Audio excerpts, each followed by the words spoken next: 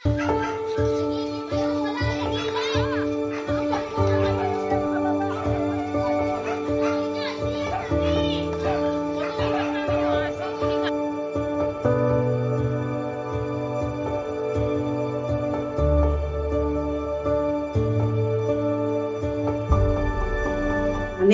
ko kasi sabi ko nakakaawa naman kasi iniisip po namin nung friend ko baka po pinalo.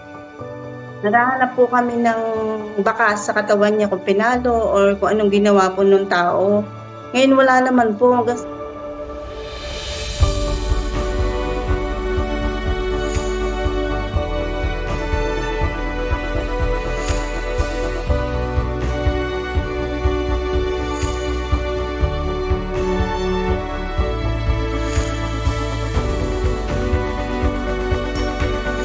Yung pong vet, wala pong ginawang test eh.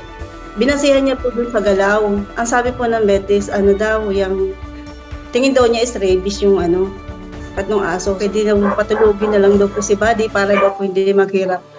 Dinala ko nga po siya sa vet eh, para po gumaling. Tapos mag-decide po ako na patulugin. Di parang ako po yung pumatay sa kanya, di ba?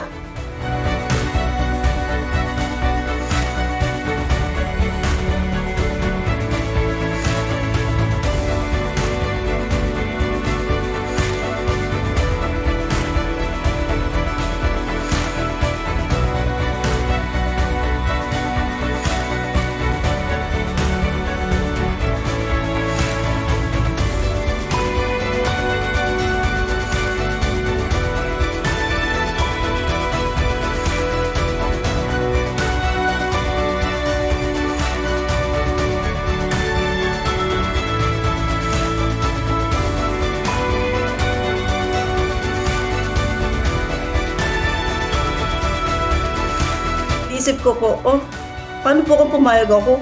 Yung pala kumbaga, may nakalaman pala na mabuhay siya. Tapos, kung pumayag po ako na patulugin siya, pinatay ko pa.